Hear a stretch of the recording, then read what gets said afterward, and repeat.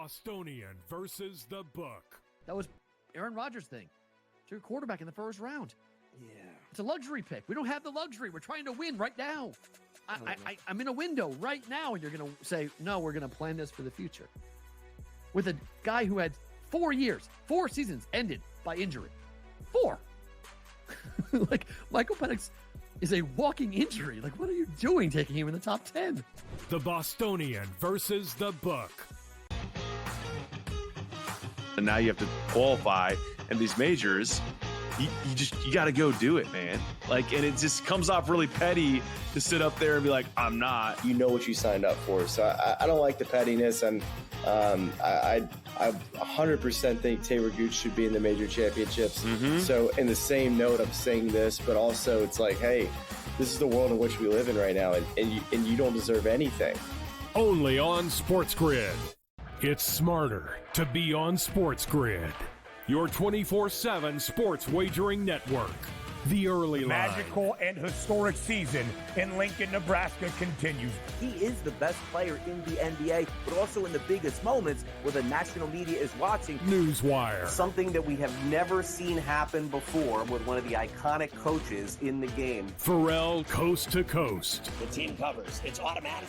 It's every time. Not sometimes. It's every time. Game time decisions. Luka is actually far more dangerous from 3 on the road this year than at home. This game here tonight, you may want to consider taking as many points as humanly possible. In-game live. Prime time. We got not 1, but 2 coaches fired systems in place. Sports Rage This Late sort of Night. has letdown written all over it. It's going to be hard to match the emotion that they played with the other night. It's smarter to be on sports.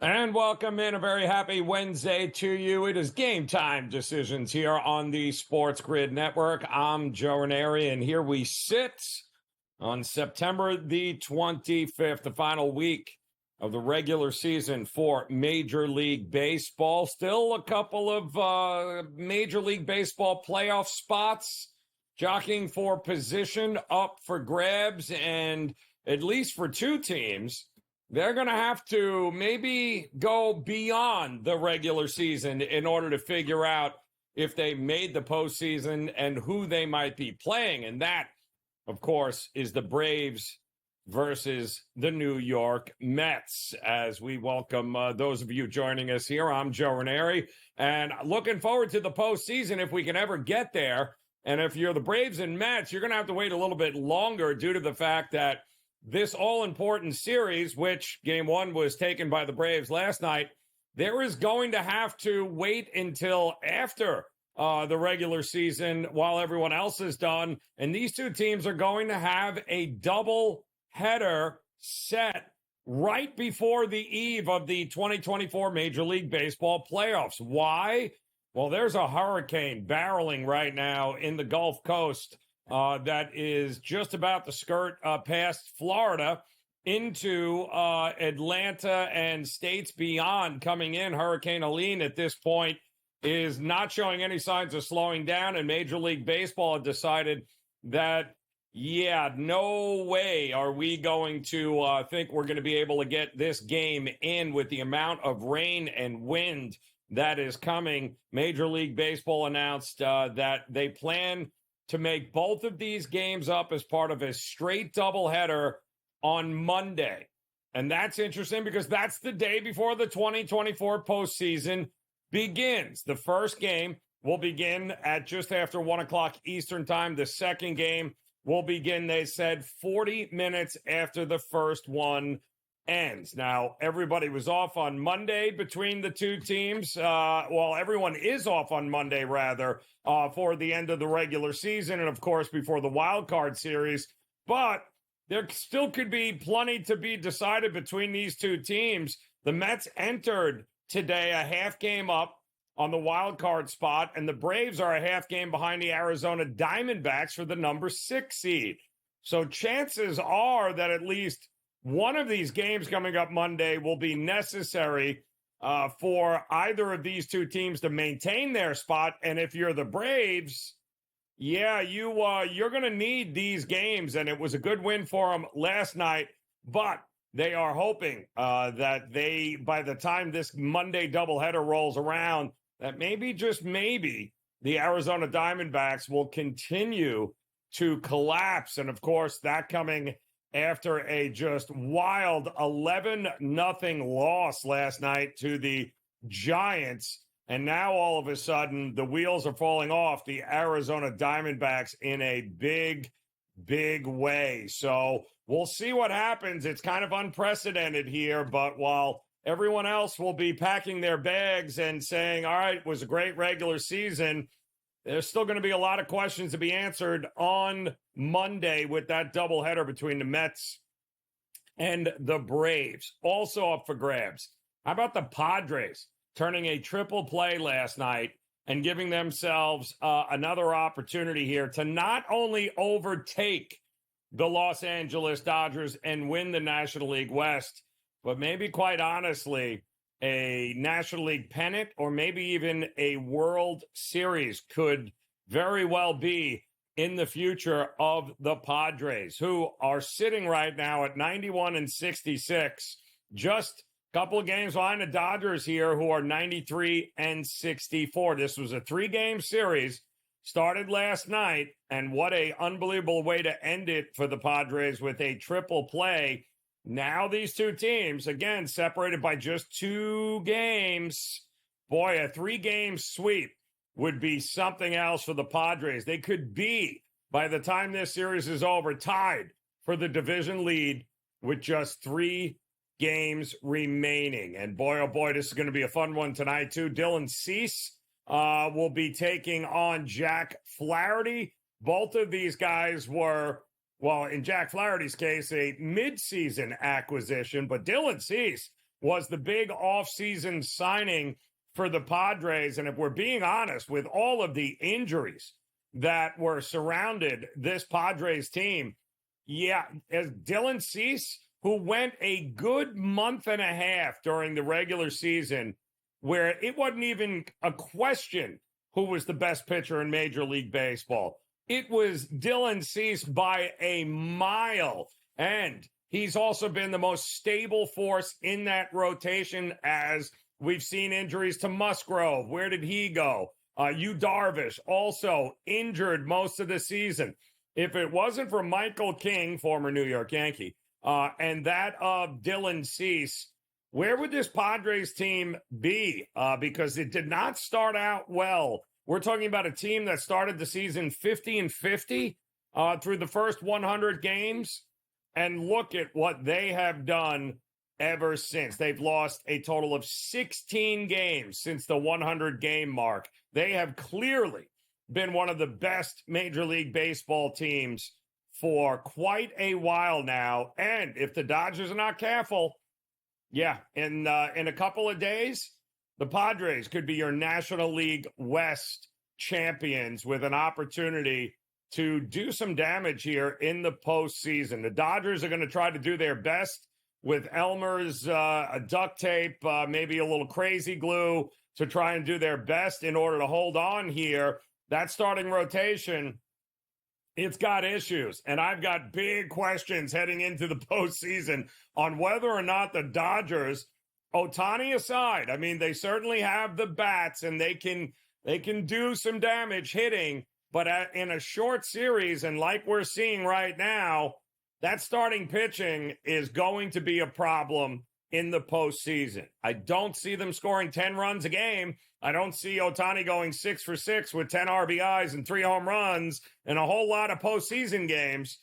This Dodger team and that starting pitching, they need a big outing from Jack Flaherty here tonight to kind of stop the bleeding a little bit and hold off this Padres team, who is clearly had a pretty good idea on how to beat the Dodgers this season. So what a game this should be here tonight. And then, of course, you got the Yankees, who are going to be getting ready here, hopefully, to just wrap it all up. If they stop giving games away to the Baltimore Orioles, that would be nice if we could actually see that as Yankee fans. But I make no promises here tonight, as Stroman will be on the mound tonight going up against Zach Eflin of the Orioles. I still believe 1 is the magic number for the Yankees to wrap up that number 1 seed altogether. But the Orioles, by winning last night, continue to maintain the season series lead over the Yankees. And why would that be important? Well, it would be important, obviously, for tiebreaker scenarios and what we've got moving forward. But that is a game that we're going to keep an eye on here. Mark Zinno will be up here in just a few. We'll talk to him, get his thoughts on some of these games here tonight. And listen, can we at least score a run tonight, Diamondbacks? That's all let's set the bar low. All right. You couldn't score a run last night, even though your postseason lives depend on it. And you're taking on a team that has nothing to play for in the Giants. And you got Zach Gallen on the mound tonight at home, taking on the rookie Black for the Giants. Can they? Will they? Whew, boy, I don't know that I'd be running to the window to lay $2 with the Arizona Diamondbacks, but they got the right guy on the mound if they need a win. We'll see if they can get it done. So much still to discuss here. Get ready for Thursday night football, college football, week 5. We're just getting rolling. Game time decisions here on the grid. Come back and join us.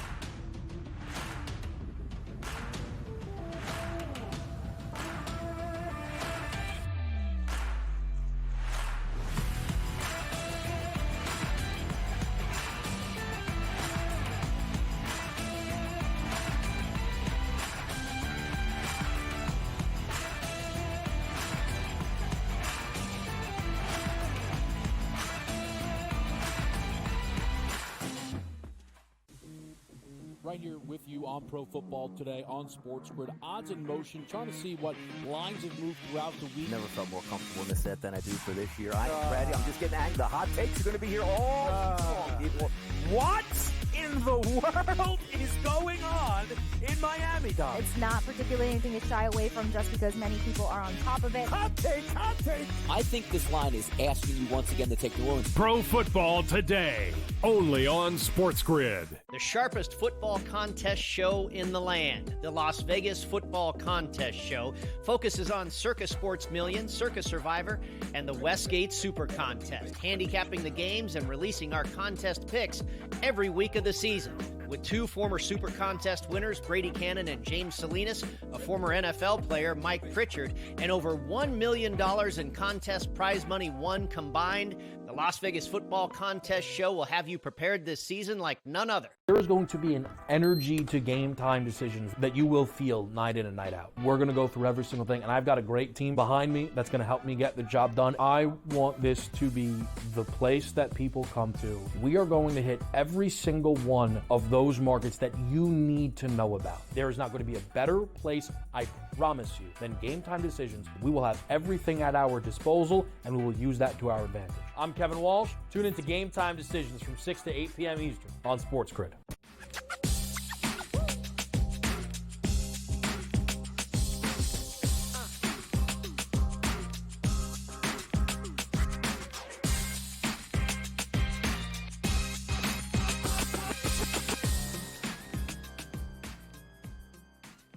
All right, welcome back in Game Time Decisions here on the SportsGrid Network. I'm Joe Raineri. Thanks so much for stopping by and hanging with us as we welcome in our good friend Mark Zinno, who just so happens to be ground zero here in Atlanta, where we just learned, Mark, that Major League Baseball has stepped in because of the hurricane that's barreling towards pretty much the East Coast right now, west coast of Florida. Looks like Atlanta certainly is going to be in the path. So while everyone else is packing their bags on Monday of all time, with the regular season being over, we got a doubleheader between the Mets and the Braves that's going to take center stage. And there's so much interest now going on with this because the Braves are trying to catch the Diamondbacks. A lot can happen between now and Monday. The Mets are obviously trying to hold on there and solidify their opportunity in the postseason. But then you got the Royals are supposed to come into town, I believe, for Atlanta. And how are they getting in if there's no flights in or out? So this whole situation just got thrown into a total loop. What's going on in Atlanta? Does this help or hurt the Braves, you think? I think it absolutely favors the Braves. They get a real, good chance here to put themselves into a playoff position that they weren't likely in. And look, Arizona's in a tank. A lot of things could play itself out over the course of the next couple of days to present some options. But the idea for me of a win and get in doubleheader on the final day of the regular season, or the final day plus one of the regular season, to me is pretty awesome, not only just to watch, but from a betting perspective. Could you imagine if the situation unfolds where either the Mets or the Braves need to win the first game to get in, right? And then imagine playing the second game of that doubleheader and then just fading it. So let's say the Braves need to win and get in the first game and they do it and the Mets get eliminated. Why would you play anything with the Braves in the second game? Imagine the situation survives itself where it comes at like one of the two teams needs to win the first game, and then, the second game still matters. Like, imagine they have to sweep two games to get in, or, the one team can lose one of two games. Like, I mean, it could be a crazy Monday to say the least. Now, the one thing that does the Mets a little bit of a favor was that they were supposed to face Chris Sale tonight, Max Fried tomorrow, right? Correct. That may not happen because, again, now as the season plays out, Chris Sale, who's likely going to win the Cy Young, pitching on a Wednesday, Thursday, Friday, Saturday, Sunday, he may or may not pitch on Monday. Kind of depends.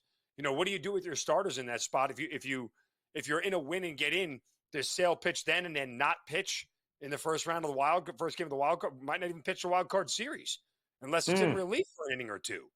So, a lot of questions are going to be settled here. Could Kansas City already clinch over the course of the next 2 days playing where they are, get in, and those 3 games against the Braves mean nothing for them?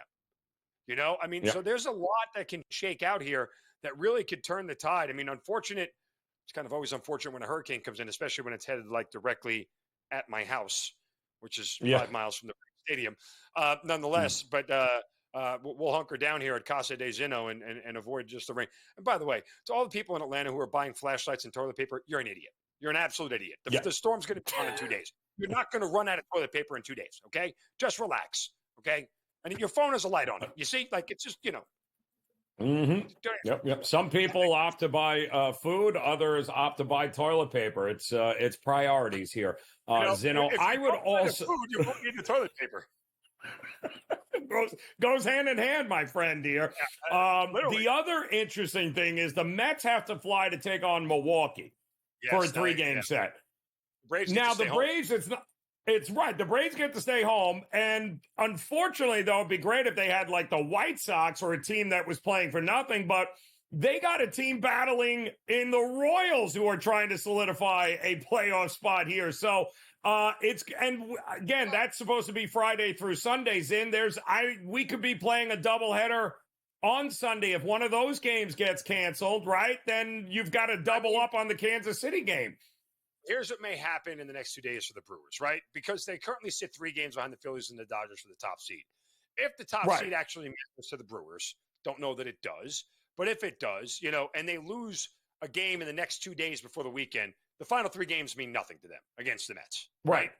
Correct. It's nothing but they'll be the 3 seed. It won't matter. They'll just wait to figure out who their opponent is. So at that point in time, the Mets get a little bit of a break.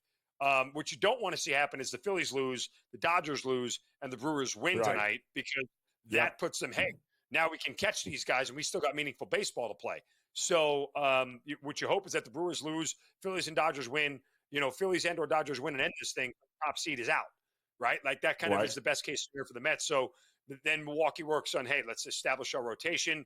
Let's make sure our bullpen arms are all clear, and we'll just kind of run out the string here and make sure nobody else gets hurt. Give a guy in that bat or two, and then yank him out. Give a guy a couple innings in the field. Play it like a spring training game, for crying out loud. So that may help the Mets if that's what unfolds as far as them going to Milwaukee. Yeah. And, well, I mean, again, a lot of travel now because when you consider the playoffs start October 1st, Tuesday, you know, they're going to have to fly to Milwaukee now. They're going to have to fly back to Atlanta to play the doubleheader. Depending on what happens there, they're going to have to hop on a plane and head to wherever they're going next. Both the Braves and the Mets really got screwed by this because, Big time. regardless, even if only one of them makes it, if both of them make it, right?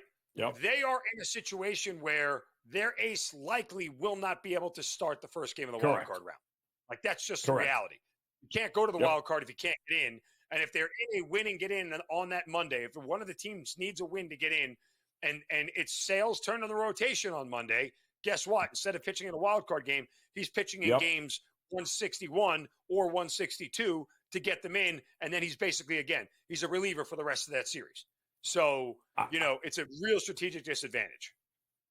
Huge. And it's, and again, a lot can happen between now and Sunday, the final day of the regular season. But make no mistake about it, this could be, all of it could come down to this doubleheader on Monday for these two teams, depending how everything hashes out. We're talking about a half a game one way or the other between these teams, which means Rob Manfred and Major League Baseball got exactly what they wanted. Meaningful baseball the final week of the regular season, and they've got more of it than they know what to do with. All right, we'll dive into some of these big games tonight here, Zin, when we get back. Game Time Decisions here.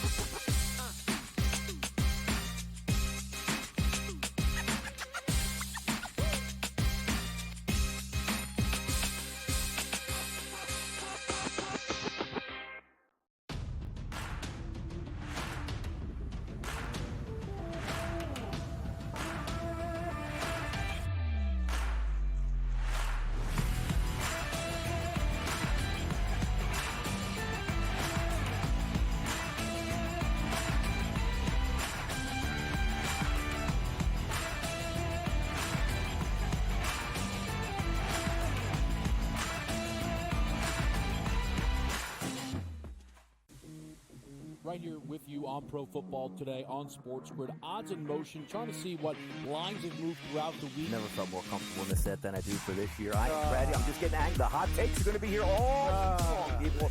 What in the world is going on in Miami, Dom? It's not particularly anything to shy away from just because many people are on top of it. Hot take, hot take. I think this line is asking you once again to take New Orleans. Pro Football Today, only on SportsGrid. The sharpest football contest show in the land, the Las Vegas Football Contest Show, focuses on Circus Sports Million, Circus Survivor, and the Westgate Super Contest, handicapping the games and releasing our contest picks every week of the season. With two former Super Contest winners, Brady Cannon and James Salinas, a former NFL player, Mike Pritchard, and over $1 million in contest prize money won combined, the Las Vegas Football Contest Show will have you prepared this season like none other. There is going to be an energy to game time decisions that you will feel night in and night out. We're going to go through every single thing, and I've got a great team behind me that's going to help me get the job done. I want this to be the place that people come to. We are going to hit every single one of those markets that you need to know about. There is not going to be a better place, I promise you, than Game Time Decisions. We will have everything at our disposal, and we will use that to our advantage. I'm Kevin Walsh. Tune into Game Time Decisions from 6 to 8 p.m. Eastern on SportsGrid.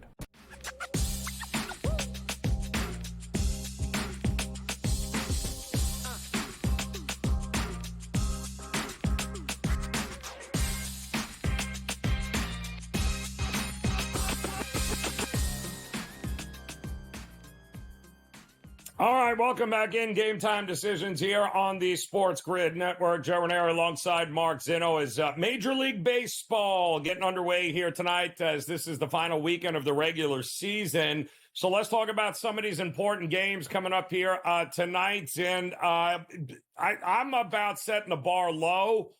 Can Arizona at least score a run tonight and keep their postseason chances alive against the Giants? Is that possible, you think?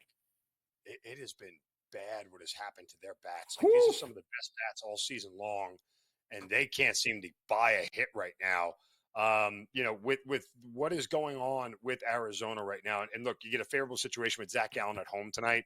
The Giants just seem like unbeatable right now. They've won 5 in a row. Their bats are scoring like crazy. If the D-backs don't get a win tonight, I think they're in real trouble. Even with the Mets and Braves situation we just talked about, like if they can't get a win tonight and gain a half game on both those teams and start to make the loss column the real issue for the Mets and the Braves, guess what? They could be dead. This may be their entire chance at the postseason tonight. Forget what they have coming up on deck. And, oh, by the way, they got 3 games against San Diego, which that helps them because what? Guess what? San Diego's position is secure. Like, none of the games mean anything to San Diego anymore. They're a wild card team. They're not winning the division. I don't know that Major League Baseball players care whether they're the first wild card, the second wild. Like, it doesn't matter.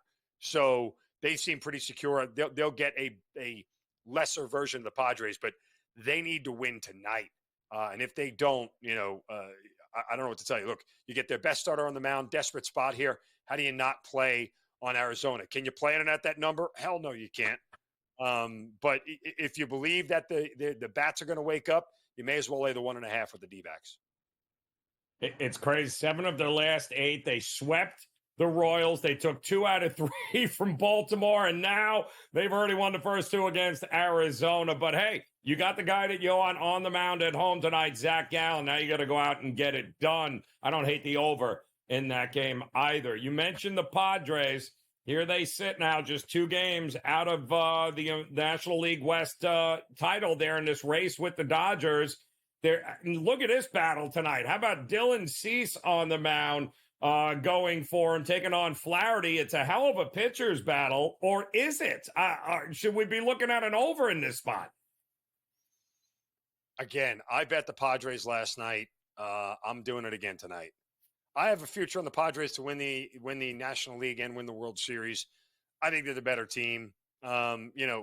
If you get any dumbed down version, and oh, by the way, a dumbed down version of Shohei Ohtani is still a pretty damn good version of Shohei Ohtani. But if he's not going 6 for 6 with 3 home runs in a game, you have a shot. And I look at this and say the Padres bats are so much better on the road. It's weird. It's almost like they shouldn't win the NL West because they're better on the road than they are at home. As strange as that anomaly is, they're a better team on the road than they have been at home this year, and they should try to take advantage of that. And so offensively, I really love where they are. I think they get to Flaherty early, and I like the Padres once again here as a short dog. It's kind of hard not to look at it. I mean, it was 7, and now 7.5. It would not shock me if we get a few more runs than people think here once the bullpens do get involved. The Yankees keep allowing the Orioles to hang around. Do the Yankees close it out with Stroman tonight, or is this another over?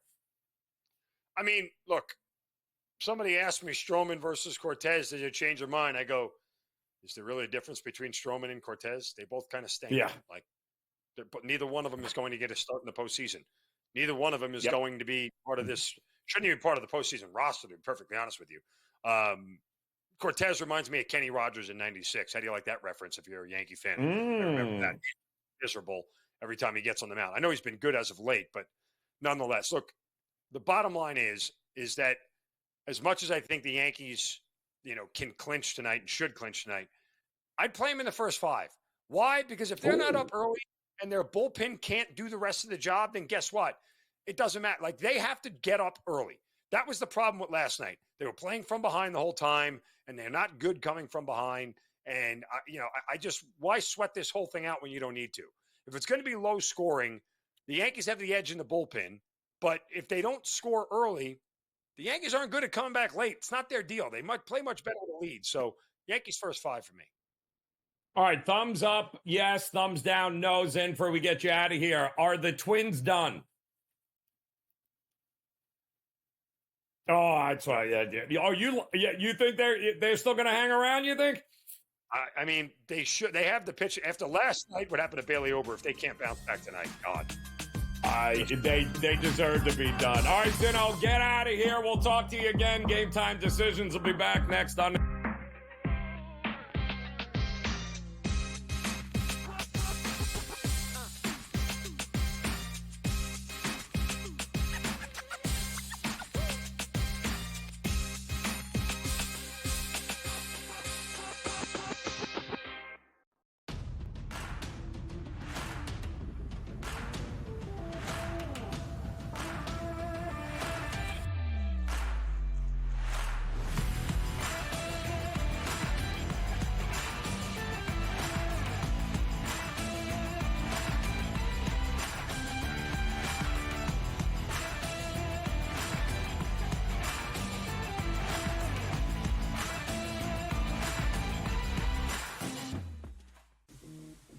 right here with you on Pro Football Today on SportsGrid. Odds in motion, trying to see what lines have moved throughout the week. Never felt more comfortable in this set than I do for this year. Brady, I'm just getting angry. The hot takes are going to be here all long, people. What in the world is going on in Miami, Dom? It's not particularly anything to shy away from just because many people are on top of it. Hot take, hot take. I think this line is asking you once again to take New Orleans. Pro Football Today, only on SportsGrid. The sharpest football contest show in the land, the Las Vegas Football Contest Show, focuses on Circus Sports Million, Circus Survivor, and the Westgate Super Contest, handicapping the games and releasing our contest picks every week of the season. With two former Super Contest winners, Brady Cannon and James Salinas, a former NFL player, Mike Pritchard, and over $1 million in contest prize money won combined, the Las Vegas Football Contest Show will have you prepared this season like none other. There is going to be an energy to game time decisions that you will feel night in and night out. We're going to go through every single thing, and I've got a great team behind me that's going to help me get the job done. I want this to be the place that people come to. We are going to hit every single one of those markets that you need to know about. There is not going to be a better place, I promise you, than Game Time Decisions. We will have everything at our disposal, and we will use that to our advantage. I'm Kevin Walsh. Tune into Game Time Decisions from 6 to 8 p.m. Eastern on SportsGrid.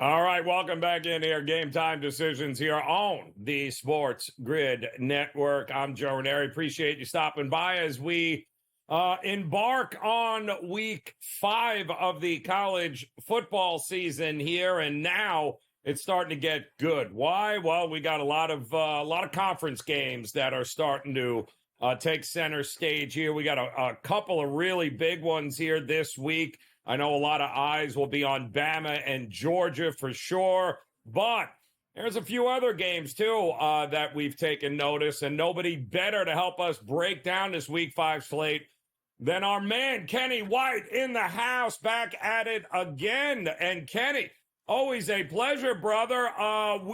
Let's start with a game that I think is going to be fascinating, because depending on how and what you think of Colorado, we've seen this before, right? Big upset win. Then they took on Oregon last year and they lost by 1 trillion. Big upset win over Baylor coming from behind on a Hail Mary. Now they got to take on Gus Malzahn and UCF. So what are we doing? It's a 14? What are we doing here? Hey, well, first, Joe, I have to say, I miss my man CT. So let me do it. Okay, guys, this is my bets this weekend. First, we got Baylor.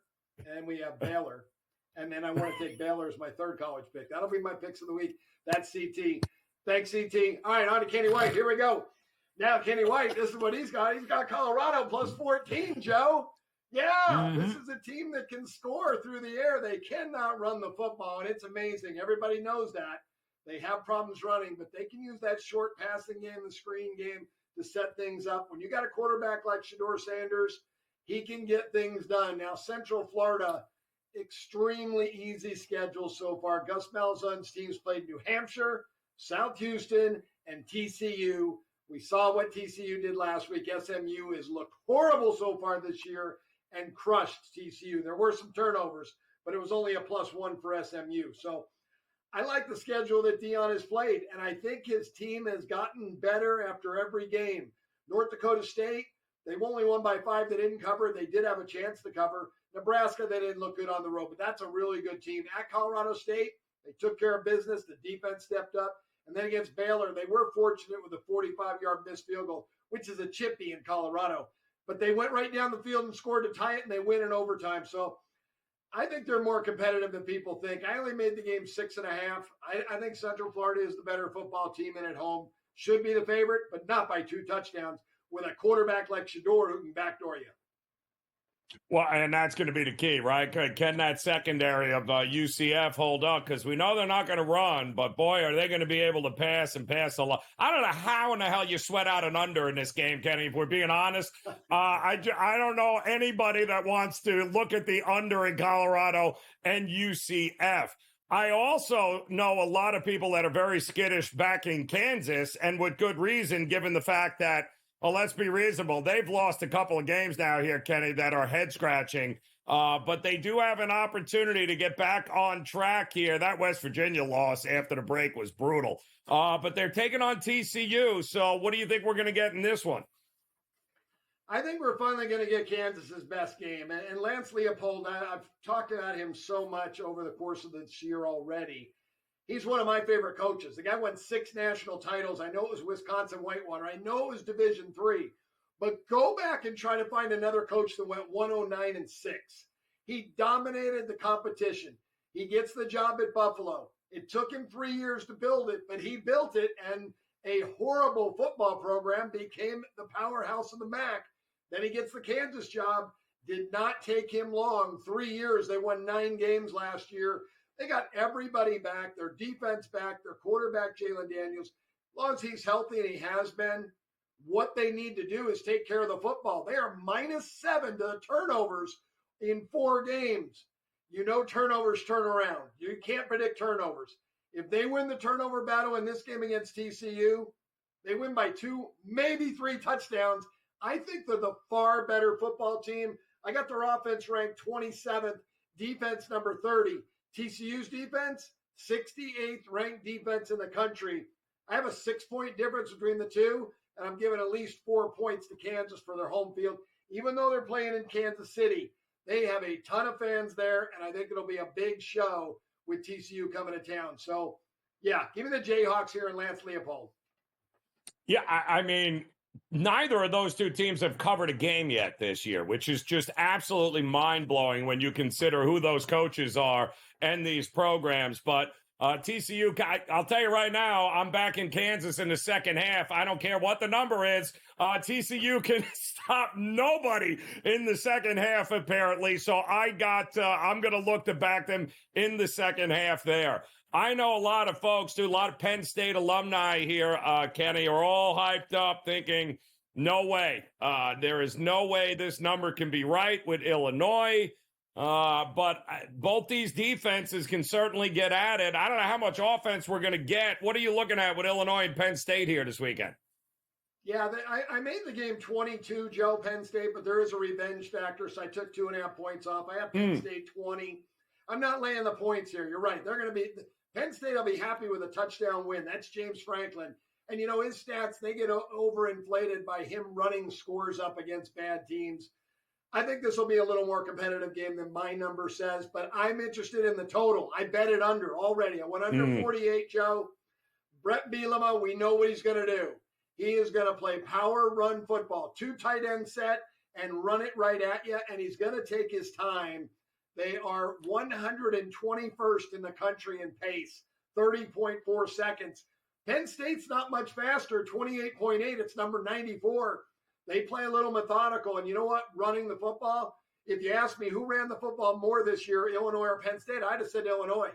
Illinois runs it 56% of the time this year. Penn State, 66%. But that's because they played cupcakes. The West Virginia game wasn't a cupcake, but Bowling Green and Penn State, they kind of were. I guess Bowling Green wasn't. They only won by a touchdown in that game. But Kent State was, and they ran the ball all over Kent State. I don't think they can do the same thing in this game. But Brett Bielema's team, 37th best defense, 55th offense. So the defense is better. Penn State, 4th best defense in the country, 9th best offense. This is a really good football team. But I think it's the pace of the game, and it's Illinois' tempo on offense, the way they play. Run the ball, keep the clock running, shorten the game, give yourself a chance to win. Kenny, I got to ask you, too, because I know you're in Vegas. So I thought this story was hilarious, and I think there's going to be a lot more like it. Your UNLV running Rebels Your quarterback walks into the coach's office and says, you haven't paid me any money. I'm out after 3 games. Now, this is a UNLV team, by the way, that finally ranked. I mean, Coach Odom has got to be ecstatic about the way things are going. And now your starting quarterback goes, yeah, I'm out of here. Not enough NIL money. I'm shocked it hasn't happened prior, but he's not worth 3 points. Kenny, this line was -4. It's almost now at a pick 'em. Like, the backups aren't that much different than what the starting quarterback was.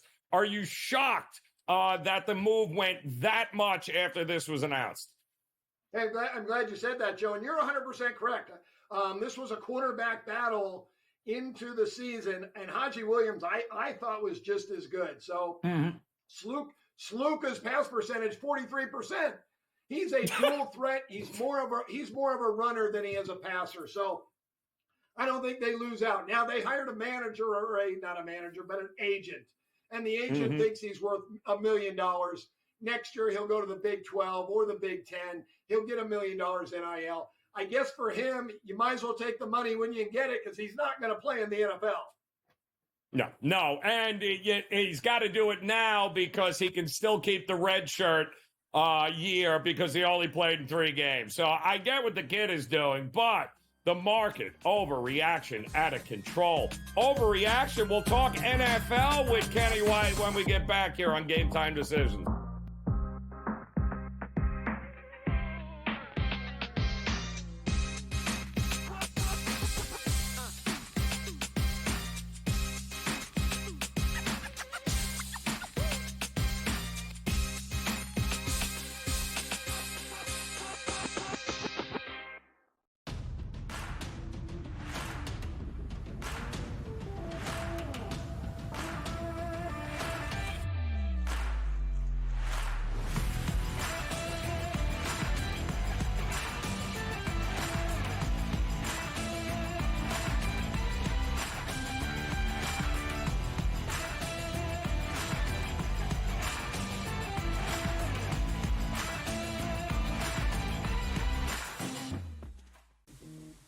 Right here with you on Pro Football Today on SportsGrid. Odds in motion, trying to see what lines have moved throughout the week. Never felt more comfortable in this set than I do for this year. I'm ready. I'm just getting angry. The hot takes are going to be here all long, people.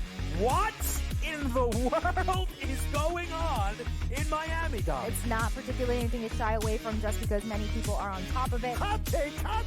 I think this line is asking you once again to take New Orleans. Pro Football Today, only on SportsGrid. The sharpest football contest show in the land, the Las Vegas Football Contest Show, focuses on Circus Sports Million, Circus Survivor, and the Westgate Super Contest, handicapping the games and releasing our contest picks every week of the season. With 2 former Super Contest winners, Brady Cannon and James Salinas, a former NFL player, Mike Pritchard, and over $1 million in contest prize money won combined, the Las Vegas Football Contest Show will have you prepared this season like none other. There is going to be an energy to Game Time Decisions that you will feel night in and night out. We're going to go through every single thing, and I've got a great team behind me that's going to help me get the job done. I want this to be the place that people come to. We are going to hit every single one of those markets that you need to know about. There is not going to be a better place, I promise you, than Game Time Decisions. We will have everything at our disposal, and we will use that to our advantage.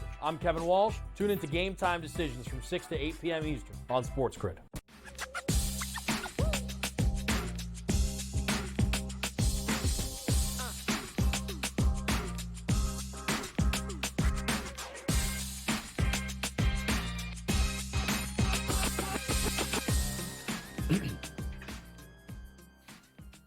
All right, welcome back in Game Time Decisions here on the SportsGrid Network. I'm Joe Raineri, and nice enough to step in for our good friend CT Bets, Chris Thurston, is the one and only, the legendary Kenny White, hanging out with us here tonight. We're going to talk a little NFL now here, Kenny, as we get ready for Week 4. So much for the whole trends where 0-2 teams have to win, and that means they're going to win and cover. Yeah, no. That's not what that means. But we did see in a couple of spots here last week, maybe a little comeback down to earth, as Philadelphia and Vic Fangio did a pretty good job of limiting Derek Carr and New Orleans That offense not scoring 40 against the Eagles in what was another horrific loss by Derek Carr late. But now they're going to take on the Falcons and Kirk Cousins, who also should have had a win but didn't have it against Kansas City. So what do you do with these two teams in a big division rivalry? Yeah, Joe, it's a shame. I lose my bet on Atlanta, but I stick for what they did. Going for it late against Mahomes, you have to. Kicking's for losers when you're playing great teams like Kansas City. So they went for it. They didn't get it.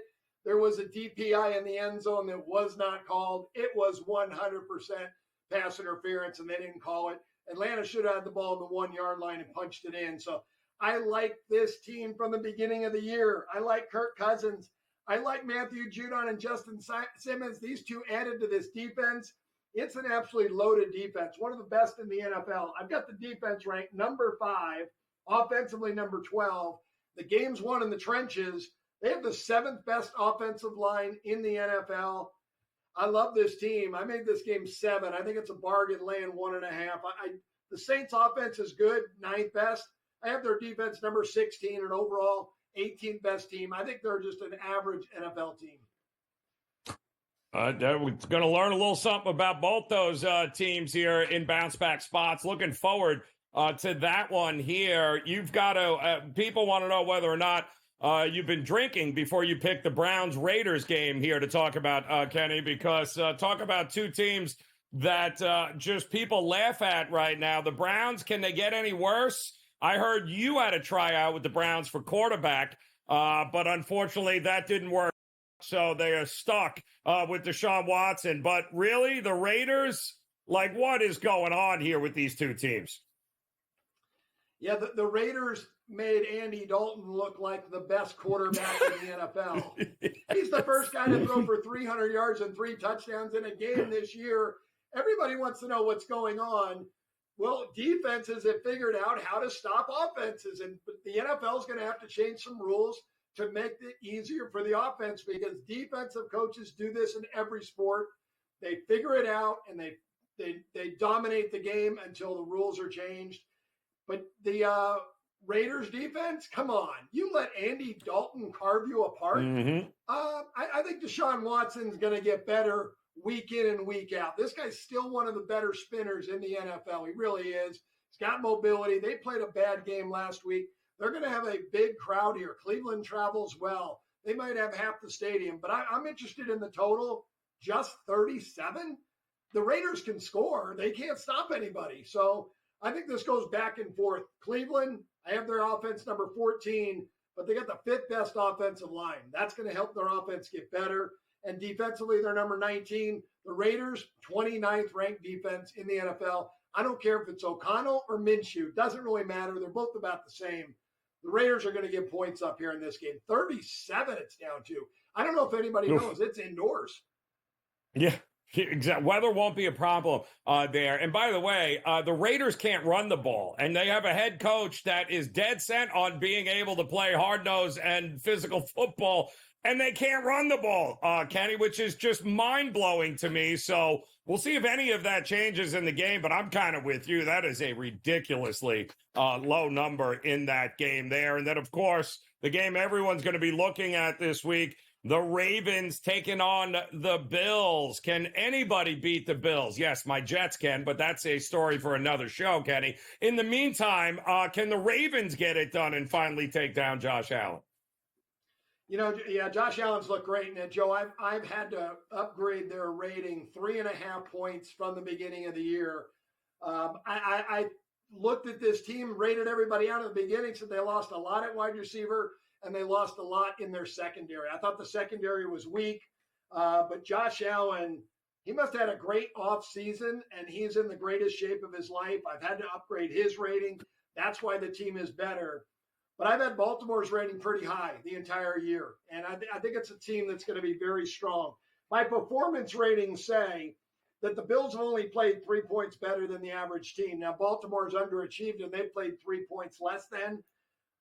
But I think this week's their week. I think they're going to put things together. And I always say, I probably said it on the show last week, the first 2 weeks of the season are preseason. Week 3 is not much different. These guys are not in midseason form. Week 4, they're much, much closer. I think we're going to start to see some results in the NFL like we expect to see them. For me, I expect Baltimore to win this game by a touchdown. It's an interesting week here, Kenny, because I noticed on the board we had we have 3 3-0 teams heading into week 4. The Seahawks, the Bills, and the Vikings. And Kenny, every one of them's a dog. Are you shocked by that, or is the market telling us that all 3 of these teams have probably played above their head here a little bit? Maybe some regression is coming. Yeah, I think it's kind of the roll of the dice that you could roll craps 3 straight times in a row as easy as it seems like as you could roll 7. But I think all 3 of those teams are going to come back to earth. When you look at Buffalo, and I like this to, let's say a basketball team makes 10 out of 15 3-pointers. It happens. They go on a streak like that, but then they come back to earth. Buffalo has scored on almost half their drives a touchdown. They've scored a touchdown on almost half their drives so far this year.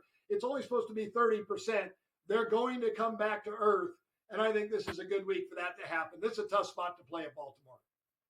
Yeah, this is tough. And, of course, Seattle's got that game Monday night against Detroit. Could definitely be some regression there. And do we all think, and as a Jet fan, that Sam Darnold could win the MVP? Because, Kenny, if he keeps playing like this, good Lord. Not going to happen. He's in for it next week, though. He'll be playing his Yes, he is. He's playing the Jets in London. Yep. Kenny White, we'll see you again next week. Bet the Gambit. Check it out on YouTube. Thanks, Kenny.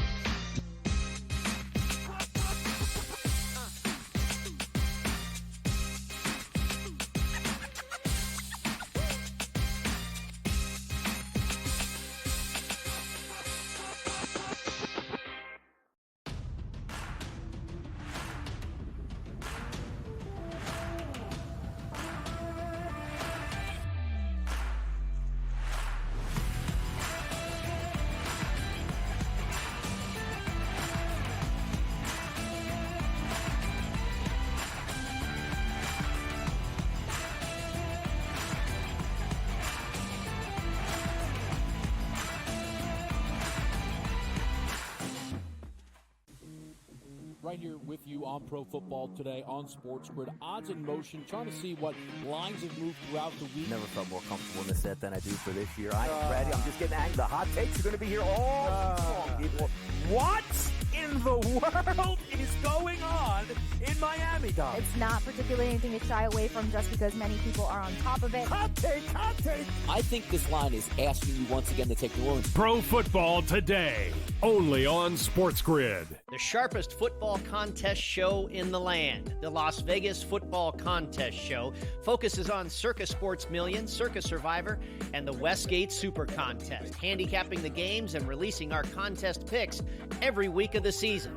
With 2 former Super Contest winners, Brady Cannon and James Salinas, a former NFL player, Mike Pritchard, and over $1 million in contest prize money won combined, the Las Vegas Football Contest Show will have you prepared this season like none other. There is going to be an energy to game time decisions that you will feel night in and night out. We're going to go through every single thing, and I've got a great team behind me that's going to help me get the job done. I want this to be the place that people come to. We are going to hit every single one of those markets that you need to know about. There is not going to be a better place, I promise you, than GameTime Decisions. We will have everything at our disposal, and we will use that to our advantage. I'm Kevin Walsh. Tune into GameTime Decisions from 6 to 8 p.m. Eastern on SportsGrid.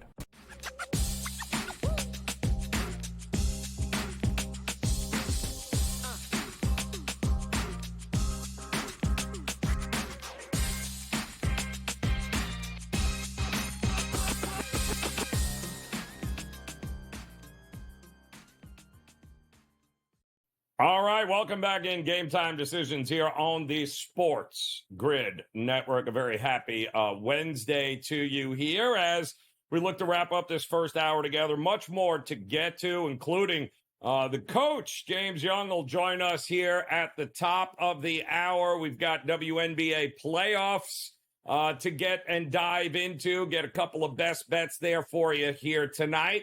As a couple of teams have already punched their tickets. We'll see what the coach thinks. We also have some Major League Baseball games that actually mean a little something here in the final week of the regular season.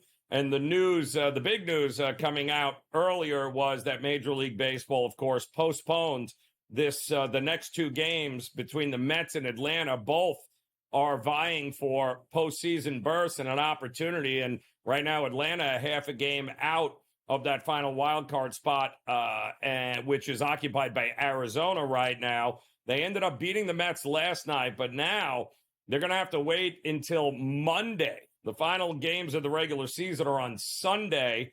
The playoffs start on Tuesday, but because of the hurricane that's barreling through and set to impact that entire Atlanta area, they have decided that is going to be a doubleheader on Monday, and a lot can happen between now and obviously then, but there's a good chance at very least one of those, that first game, it could be for all the marbles for both those teams. So this is going to be one heck of a weekend, final weekend in Major League Baseball, because Atlanta also has the Royals scheduled this weekend to come in, and the Royals find themselves battling as well to try and hold on to a wild card spot in the American League, as the Twins they can't seem to beat the Marlins. And they have put themselves now on the outside looking in by a game and a half. They are taking on the Marlins here tonight. And to say they need a win, well, that would be a understatement, maybe the understatement of the year for the Twins. They've got to win the games right from here on out, as they have faltered a little bit, but so have the Royals, as the Royals have allowed teams like Detroit to get themselves in postseason position. They are going to need to win some of these games. And again, a 3-game set for them to end the year against the Atlanta Braves, who are also battling. So some great matchups and great drama and storylines ahead this weekend for us in Major League Baseball. Also mentioning those Diamondbacks, they have got another game against the Giants here tonight. They have not been able to beat the Giants at home in the first 2 games of this series. They're going to try again here tonight I don't want to say it's a must win, but you got to be kidding me. It's a must win for the Arizona Diamondbacks. They have Zach Gallen on the mound, as you can see, over a $2 favorite in this one here tonight. The total sitting at around 8.5. They've got the rookie Black going for them tonight, but this is a spot you need your ace to come through after getting shut out last night at home, 11-0. The Giants have beat them. The Giants look like a team that have absolutely no worries in the world. They know they're going to be booking cruises come Monday because their season is over, and they are playing very loose, like a team that is enjoying playing the spoiler. And the Diamondbacks, well, you've been there last year, Diamondbacks, so you know what it takes here. A win tonight would go a long way in helping solidify their postseason opportunity. So that game coming up a little bit later in the 9:40 Eastern time first pitch. Coming up, though, we got the Yankees trying to lock it down. Stroman on the mound, going up against Zach Eflin of the Orioles. The Orioles trying to make life miserable for the Yankees. And they'll have another opportunity here tonight in the Bronx to do just that. Yankees not good last night in that 5-3 loss, but Stroman going tonight against Eflin. Feels like there might be a few runs in this game here tonight. So I don't hate the over in that one, as Stroman has been known to give up a couple of runs in the least opportune times here. But Yankees need one more win in that game, getting ready first pitch coming up in just a few minutes. So we got great Major League Baseball action, not just tonight, but all weekend long. The WNBA playoffs are in full effect. We've got a lot going on that front. We've got the coach, James Young's going to join us here to kick off hour 2. Don't go anywhere. Come back and join us. Game Time Decisions here on the Grid.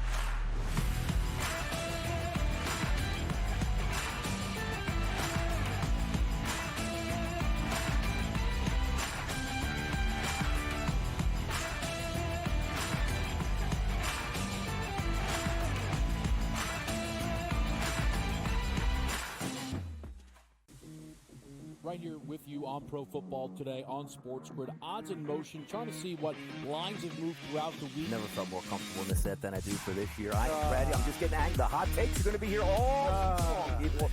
What in the world is going on in Miami, Dom? It's not particularly anything to shy away from just because many people are on top of it. Hot take, hot take. I think this line is asking you once again to take New Orleans. Pro Football Today, only on SportsGrid. The sharpest football contest show in the land, the Las Vegas Football Contest Show, focuses on Circus Sports Million, Circus Survivor, and the Westgate Super Contest, handicapping the games and releasing our contest picks every week of the season.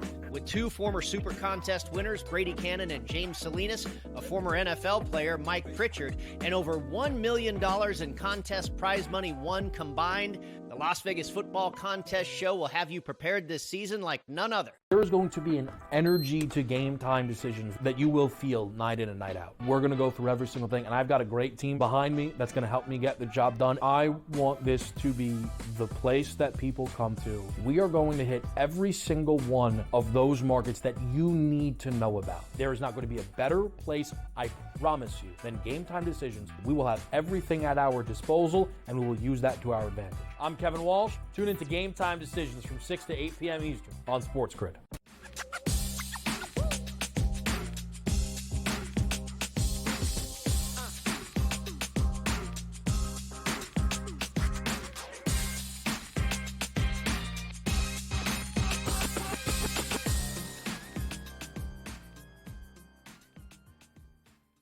All right, welcome back in off and running hour number 2 here of Game Time Decisions on the Sports Grid Network. I'm Joe Raineri, and we are getting ready for a loaded slate here tonight. Major League Baseball is the push to the postseason. A lot of meaningful games on the diamond here tonight. We'll talk more about that coming up this hour. And, of course, the first round of the 2024 WNBA playoffs are continuing here tonight with another pair of game 2s. Game number 1, Connecticut Sun looking to handle Caitlin Clark and the Indiana Fever, and nobody has their finger on the pulse of the WNBA quite like the coach, James Young, in the house, ready to roll here. And in that game, Coach, game 1, Sun did handle their business. Pretty easy, as expected by many. But can they do it 2 games in a row? This one coming up at 7:30? You know, listen, Joe, let's be honest. Connecticut Sun do not shoot the ball well from 3. They shot 9 out of 18 in game 1. Marina Mabrey, the pride of the Jersey Shore, went off with 5 3-pointers. But here's the thing. It took a Ric Flair, dirtiest player in the game, 3 to boom, poke to the eye to kind of get Caitlin Clark off her rocker. And let's be honest, it was a steady climb, but it was the 4th quarter that the game really got out of hand when I think it's about a 10-point lead at the end of 3. I think that this is going to be a game. I'm not betting a side on this, but if I'm leaning one way, it would be Indiana. I did say going before the series that I thought Caitlin Clark was going to steal 1 game on the road, which then means she goes home for game 3. Remember, WNBA, odd amongst the oddities of this entire league, that they play a 3-game series, and the first 2 games are the better seed, but then the worst seed gets the deciding game at home. So if I'm leaning anyway, it would be plus the points for Indiana. But my favorite play, Kelsey Mitchell, over 20.5 points. Joe, she got 23 last game. She's gone over the last 2 games versus, obviously, Connecticut. And she's gone over in 12 out of 15 games since the Olympic break. People are talking a lot about Caitlin Clark. It's been the play of Kelsey Mitchell who has been dynamite. And when she got to 12 out of 15, I think 1 or 2 of those games, she got to like 20 or 19. So she was close. Kelsey Mitchell over 20.5 points. And then I am going over. I think there's going to be points here. If you look at the fact of the total being where it is, they did have an 88-82 game. And think about this, 93-69. If we just get a better performance out of Caitlin Clark, they're going to get there. They're going to get over the number. Give me the over in the game tonight, Joe. Woo, love where you're rolling with that one there, Coach. Over Suns Fever. And then, of course, after that game, 9:30 Eastern time, you've got the Minnesota Lynx also with a chance to sweep the Phoenix Mercury. And unfortunately, or maybe fortunately to Ben, Deanna Taurasi's career might end here, Coach. I think she's walking away as the all-time leading scorer if they don't pull the upset off here. Do you think they have what it takes to pull the offset and win one more here against the Lynx? Absolutely not. No way. They're not winning this game. Joe, come here. Come on, Joe. I mean, listen, they played the regular. They played. They were getting, and I'll give them credit, Joe, because they were getting mauled in game number one, and he found the way to come back. Joe, they lost by 24 in the regular season. They have a 1-point win, obviously, to Mercury, and they lost by 13, and they lost by 11. This team, the Minnesota Lynx, play really good half-court defense, and they get after you. I think Minnesota covers the spread tonight, and I think this is the end of, I'll say this, the greatest women's basketball player of all time as of right now. There's a girl playing game number one that when it's all said and done may have something to play, but leading scorer of all time, I think she's fourth in assists, dynamic career. I don't want to see it come to an end, but I think it does. Give me the Minnesota Lynx minus the points. I think they get it done tonight. I think they won by about 12 to 15. Oh, going to be a pretty easy one there tonight, as it's been pretty much all season long for them. But last night, Coach, we got to see, obviously, it's kind of funny, right? We're already, half of the first round series are already finished, so we know that we are going to get maybe the series of the playoffs, Coach, between the Liberty and the Aces, who have both advanced and are getting ready to take on one another. What do you think that series is going to be like? Well, number one, this is the star power. This is the Lakers and Celtics of the WNBA of the 80s now, right? Star power. Asia Wilson, Jackie Young, Kelsey Plum, Chelsea Gray, Jonquel Jones, Breanna Stewart, Sabrina Ionescu, Banana Delaney Hamilton, Courtney Vandersloot. But there's a girl named Leona Feinbitch who's really starting to play really well. Sandy Dell did something sneaky. She put Feinbitch into the starting lineup, gave the Liberty a little bit more length at the 2 guard, moved Ionescu to the 1 where she becomes dynamic. Remember, she likes Ionescu, had the ball in her hands a lot, particularly at Oregon, and earlier in the year when Courtney Vandersloot was hurt. I think Feinbitch is a factor. Number 2, what do we get out of the shooting out of Gray, Plum, and Young? Particularly from three-point land, their splits are down 7 to 10% from last year. And they didn't shoot it well, 5 out of 16 in the last game versus the Seattle Storm. But the biggest key is this. Will the real Jonquel Jones please stand up? Is it the Jonquel Jones that got 5 shots in game 1? Or is it the Jonquel Jones that got 20 and 13? Go look at the tape. When Jonquel Jones plays against the Aces, she is a problem. Because Kia Stokes can't check her, Gustafson can't check her, and they're not going to put Asia Wilson on her because that can lead to foul trouble. I think one of the best bets right now, Jonquel Jones double-double at plus 120 on FanDuel. Look at her numbers. She puts up huge numbers, especially rebounding against the Aces. She's going to be the key. Aces lose. They do not win the WNBA title. Liberty in 4. Liberty in 4. So I guess it's safe to say here, Coach, and the winner of this series, is that your champion this year?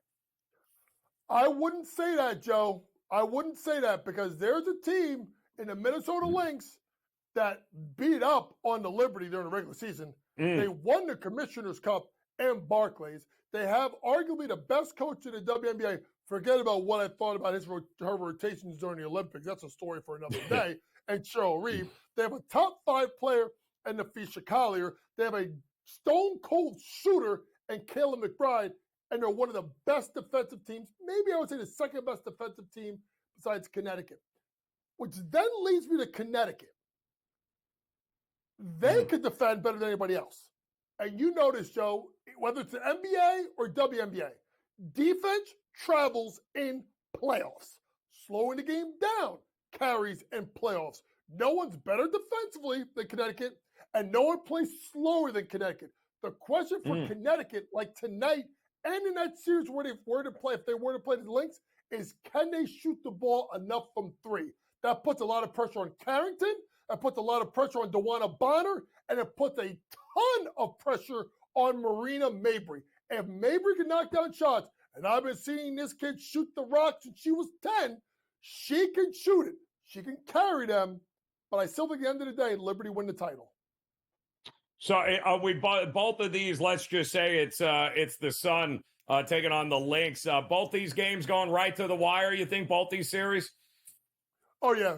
The way these two teams slow down and play defense, if they hang that, it would be interesting to see what the over-under in those series is. Right. The Liberty and the Aces are like 160-something. It could be like 150 for the other series, and it still may go under. Wow, it's getting good. A lot of star power here. 7:30 is that first game with the Fever. Can Caitlin Clark extend the season here a little bit? We'll have to find out. Coach James Young, a pleasure, my man. We'll talk to you again as Game Time Decisions continues.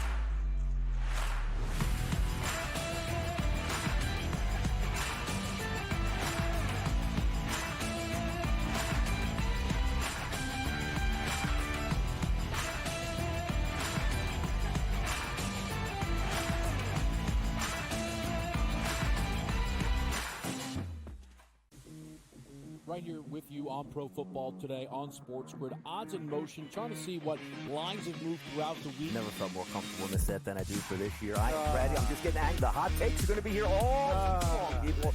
What in the world is going on in Miami, Dom? It's not particularly anything to shy away from just because many people are on top of it. Hot take, hot take. I think this line is asking you once again to take New Orleans. Pro Football Today, only on SportsGrid. The sharpest football contest show in the land, the Las Vegas Football Contest Show, focuses on Circus Sports Million, Circus Survivor, and the Westgate Super Contest, handicapping the games and releasing our contest picks every week of the season. With two former Super Contest winners, Brady Cannon and James Salinas, a former NFL player, Mike Pritchard, and over $1 million in contest prize money won combined, the Las Vegas Football Contest Show will have you prepared this season like none other. There is going to be an energy to Game Time Decisions that you will feel night in and night out. We're going to go through every single thing, and I've got a great team behind me that's going to help me get the job done. I want this to be the place that people come to. We are going to hit every single one of those markets that you need to know about. There is not going to be a better place, I promise you, than Game Time Decisions. We will have everything at our disposal, and we will use that to our advantage. I'm Kevin Walsh. Tune into Game Time Decisions from 6 to 8 p.m. Eastern on SportsGrid.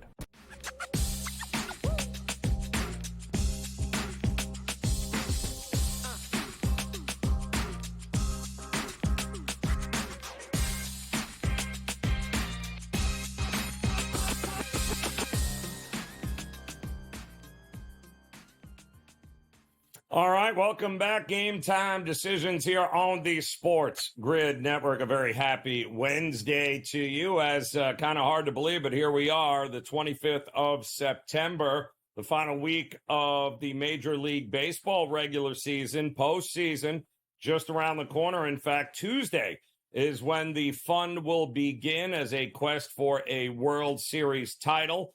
A lot of teams still in discussion, playing meaningful baseball, including a couple of games here tonight, in fact, that we're keeping an eye on. The Phillies looking for that top record in the National League there as a number one seed. They got out to a quick lead on the Cubs here tonight. It's 5-3 now, Phillies. They're only in the bottom of the fourth, so runs, and more runs seem to be coming there. We told you, of course, that the Yankees were trying to get it done tonight and lock up that number one seed in the American League. Well, Stroman off to a fantastic start in the top of the first inning. We already have 2 runs across with 4 hits here for the Orioles, and they're threatening even more with only 1 out here. And again, top of the first, 2-0 Orioles. The Royals, who are also battling for their postseason lives here. They're in Washington taking on the Nats.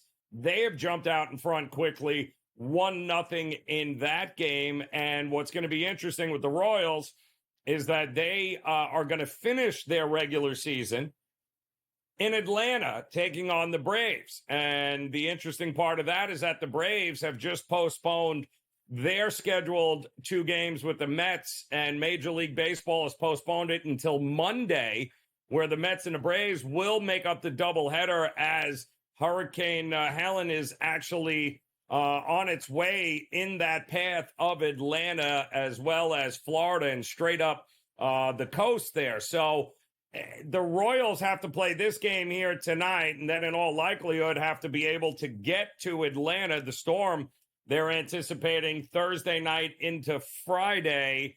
So it's going to be keeping an eye on what can be done, what can't be done.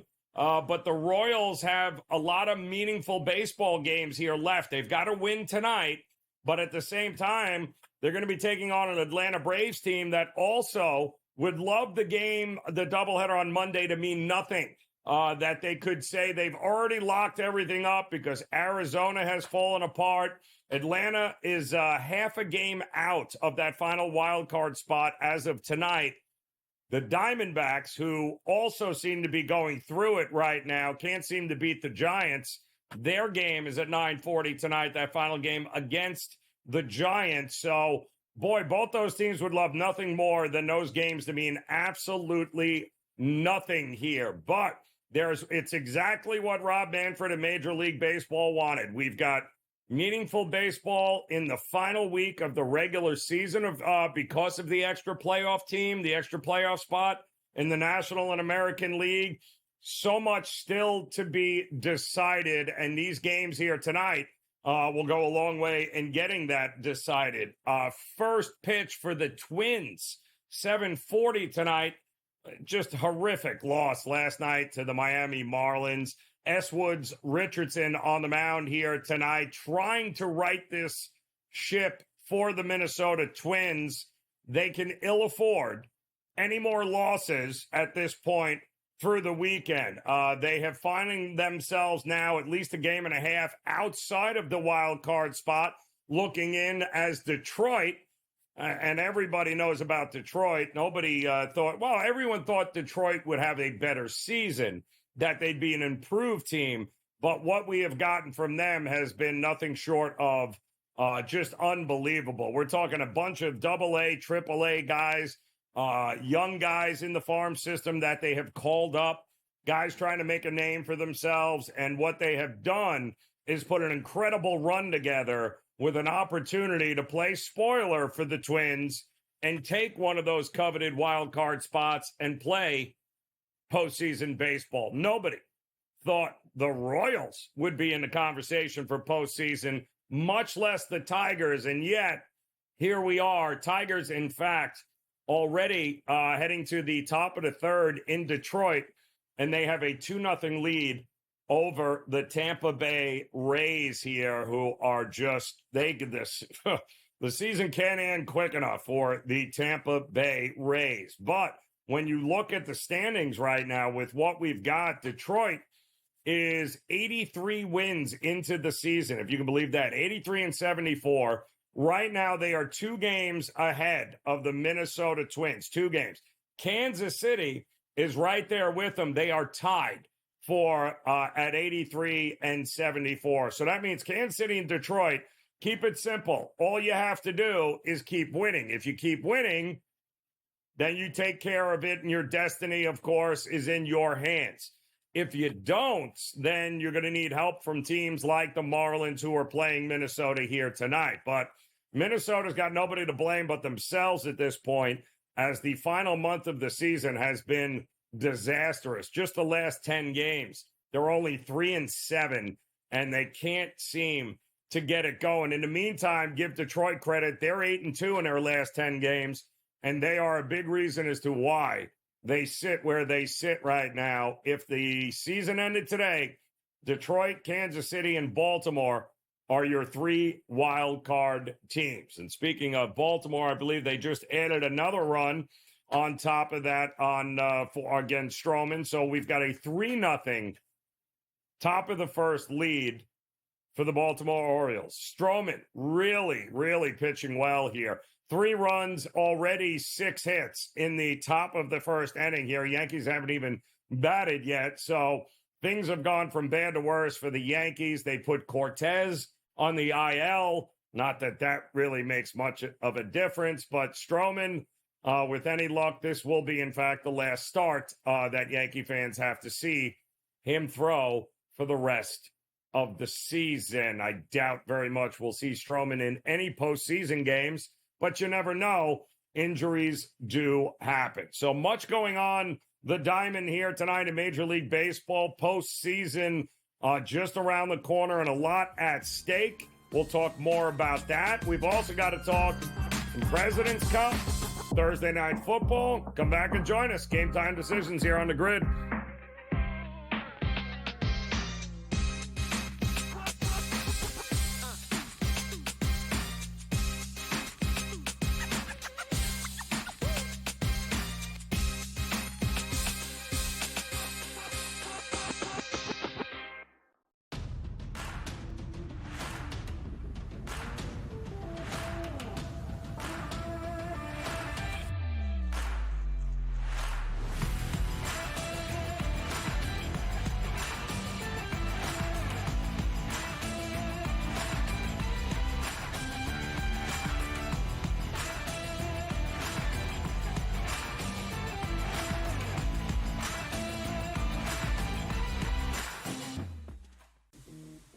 Right here with you on Pro Football Today on SportsGrid. Odds in motion, trying to see what lines have moved throughout the week. Never felt more comfortable in the set than I do for this year. Brady, I'm just getting angry. The hot takes are going to be here all long, people.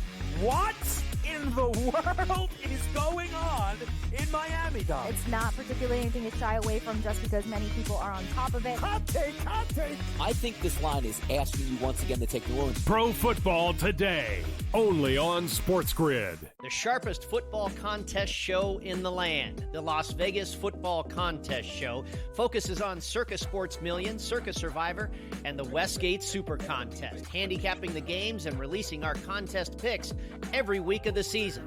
With 2 former Super Contest winners, Brady Cannon and James Salinas, a former NFL player, Mike Pritchard, and over $1 million in contest prize money won combined, the Las Vegas Football Contest Show will have you prepared this season like none other. There is going to be an energy to game time decisions that you will feel night in and night out. We're going to go through every single thing, and I've got a great team behind me that's going to help me get the job done. I want this to be the place that people come to. We are going to hit every single one of those markets that you need to know about. There is not going to be a better place, I promise you, than Game Time Decisions. We will have everything at our disposal, and we will use that to our advantage. I'm Kevin Walsh. Tune into Game Time Decisions from 6 to 8 p.m. Eastern on SportsGrid.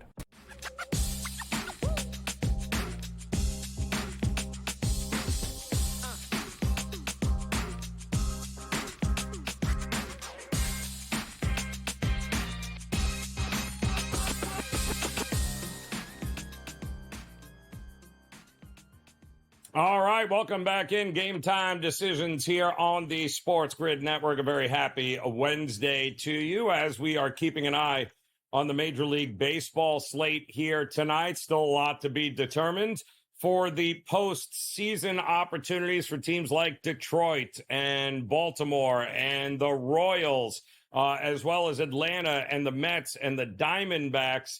All of these teams have very meaningful baseball games to play over the next 3 to 4 days, and we'll keep an eye on what's happening as right now the Yankees have finally gotten out of the top of the first inning, but they are still down 3-0.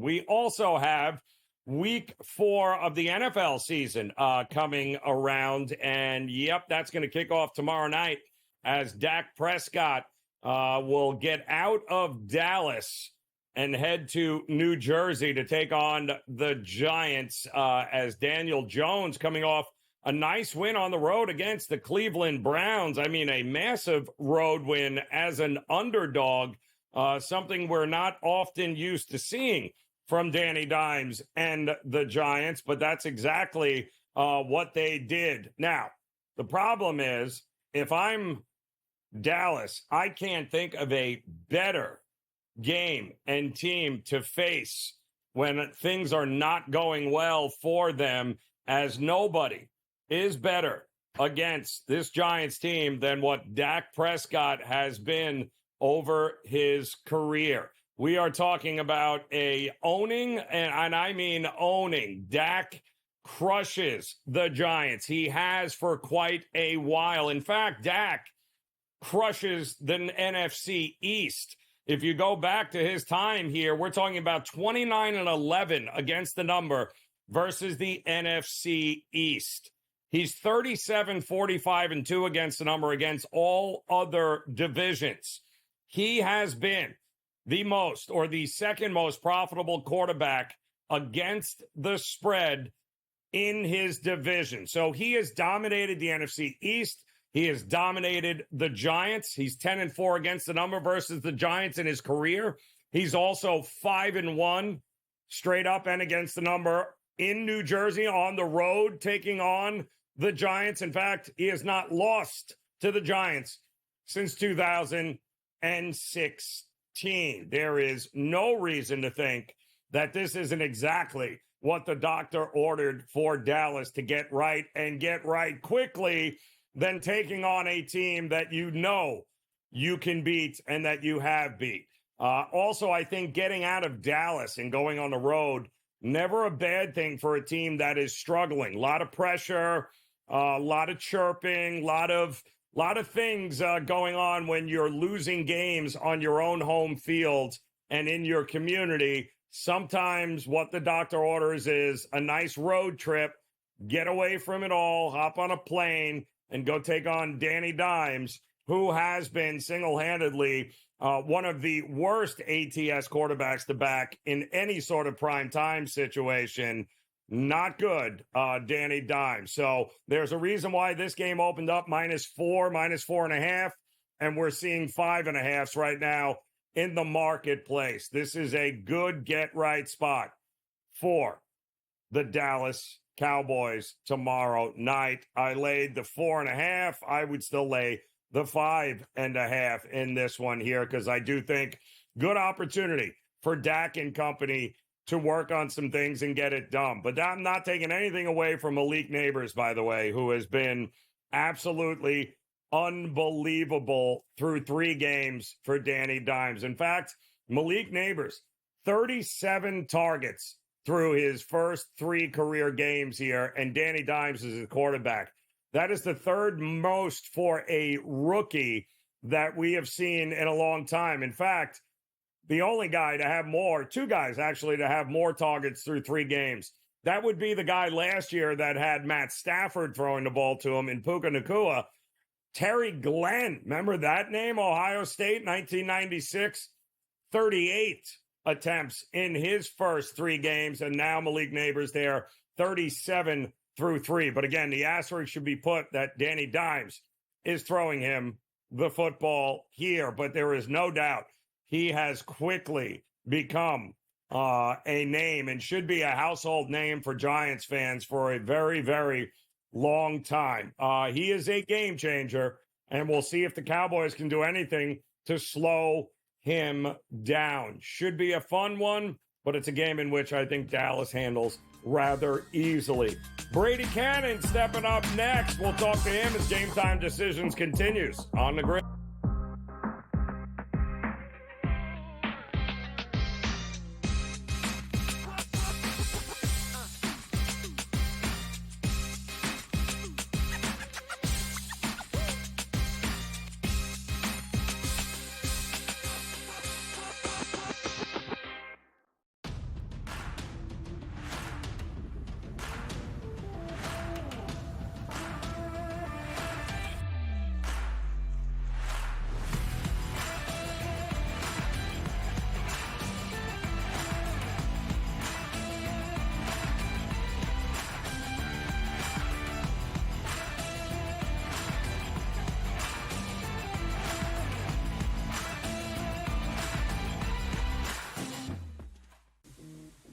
right here with you on Pro Football Today on SportsGrid. Odds in motion, trying to see what lines have moved throughout the week. Never felt more comfortable in this set than I do for this year. Brady, I'm just getting angry. The hot takes are going to be here all long, people.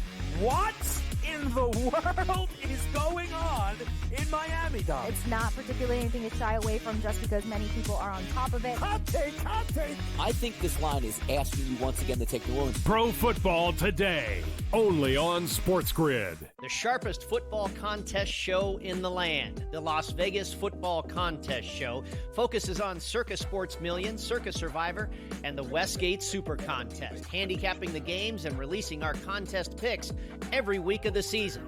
With two former Super Contest winners, Brady Cannon and James Salinas, a former NFL player, Mike Pritchard, and over $1 million in contest prize money won combined, the Las Vegas Football Contest Show will have you prepared this season like none other. There is going to be an energy to game time decisions that you will feel night in and night out. We're going to go through every single thing, and I've got a great team behind me that's going to help me get the job done. I want this to be the place that people come to. We are going to hit every single one of those markets that you need to know about. There is not going to be a better place, I promise you, than GameTime Decisions. We will have everything at our disposal, and we will use that to our advantage. I'm Kevin Walsh. Tune into GameTime Decisions from 6 to 8 p.m. Eastern on SportsGrid.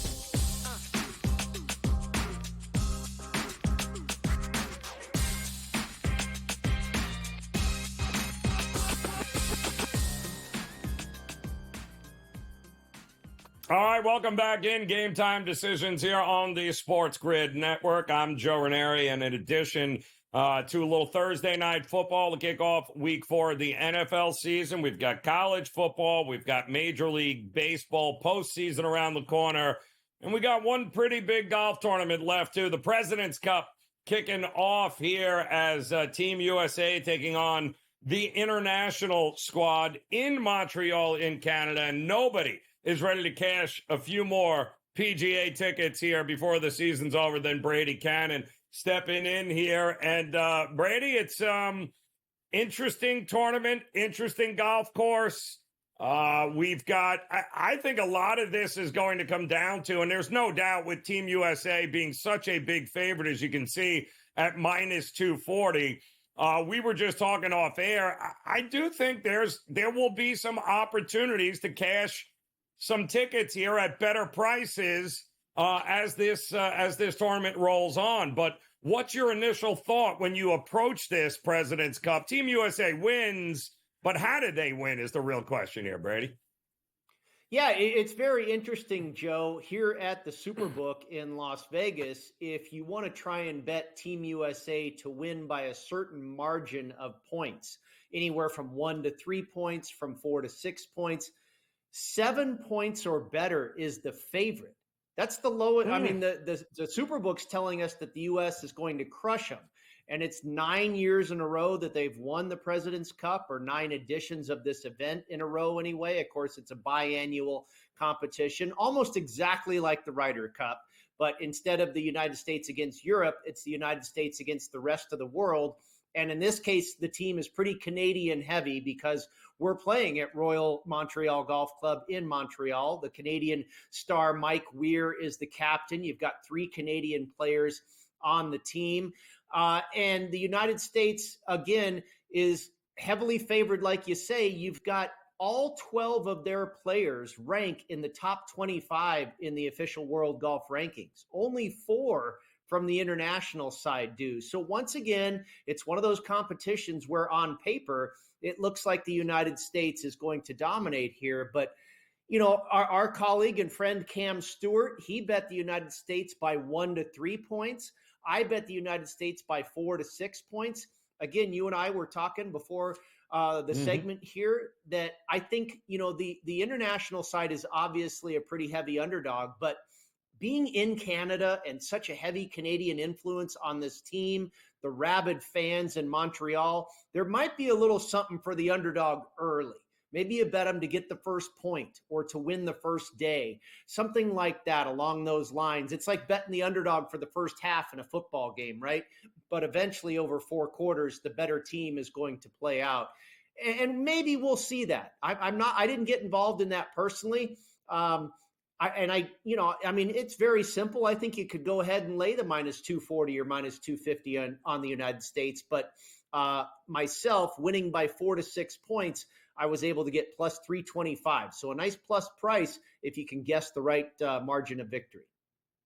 Yeah, well, let's talk about some of the guys because the course is interesting. It's been 10 years, I think, since we've seen this course. And the last time we did see it, I think Tim Clark and Jim Furyk were the guys battling it. So you don't need to be an exceptionally long hitter, I'm guessing, here. But you better focus on the guys, what, mid-range, iron, short game? How do you approach the head-to-heads here? Well, you're exactly right, Joe. If you look at that leaderboard, they played the Canadian Open at this golf course in 2014. Tim Clark of South Africa, your winner. Jim Furyk in second place, the runner-up. And then also in the top 10, Matt Kuchar, Kevin Kisner, and Graham McDowell. If that doesn't scream driving accuracy, I don't know what does. So driving accuracy was definitely a skill set I think is going to be important this week, as well as iron play, strokes gained approach, and then scrambling. I think they're going to grow that rough out thick, try and punish the United States side, if they get wayward and what have you. So I think scrambling, iron play, and accuracy off the tee are going to be of the utmost importance.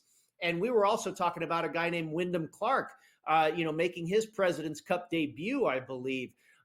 Clark is a bomber off the tee. He's not especially accurate. His irons have been poor. He is a pretty good short game wizard, but I don't know. It's going to take him a lot of shots just to get there. He's a guy I'd be looking to fade. A couple of other guys on the international side, Mackenzie Hughes, great short game, but, a little errant off the tee. The irons haven't been good. Same with Minwoo Lee. So maybe those are three guys you can look to fade in head-to-head matchups on Sunday when we get into the singles. But for the international side, the top point scorer, the favorite is Hideki Matsuyama. He's probably the best player on the international side. I went to Siwoo Kim, and I got him at 9-1. Joe, if those skill sets, if I'm right about those skill sets being most important here, Siwoo Kim is 13th on the PGA Tour in driving accuracy, 18th in strokes gained approach, and 22nd in scrambling. He's really good at those three things.